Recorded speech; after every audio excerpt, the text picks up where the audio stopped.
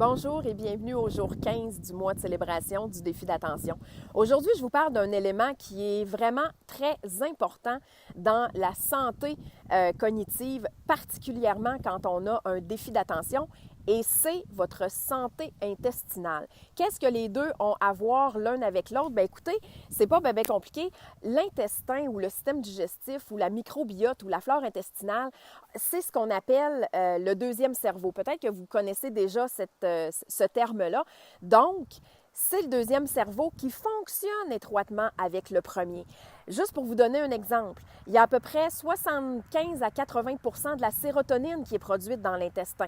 Donc, si il y a quelque chose qui ne fonctionne pas bien ou qui est déréglé et que la production de sérotonine diminue, sachant que la sérotonine, c'est l'hormone du bonheur, bien, on peut comprendre que notre humeur peut être affectée et notre joie de vivre aussi peut en être diminuée. Donc, quand on parle de santé digestive, il y a certains éléments qui viennent la perturber et un de ceux-là, c'est le gluten. Pourquoi? Bien, le gluten va avoir tendance à créer ce qu'on appelle le brain fog, le brouillard dans le cerveau ou dans les pensées. Et ça, c'est un des bienfaits que les gens voient du moment qu'ils éliminent le gluten de leur alimentation.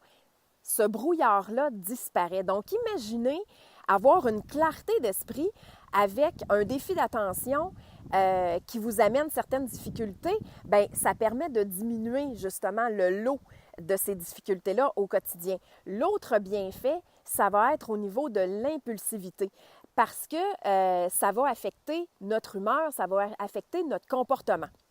Et le troisième élément, c'est l'hyperactivité physique. Dans mon cas, c'est vraiment l'hyperactivité physique où j'ai vu un changement radical du moment que j'ai coupé le gluten. Et ça a vraiment été wow! J'étais quelqu'un qui avait besoin de faire 45 minutes de tapis roulant intense à tous les jours pour ramener le seuil d'énergie à un niveau acceptable. Et du moment que j'ai coupé le gluten, cette urgence-là de devoir brûler l'excédent de gaz, comme je dis si bien, était moins présent.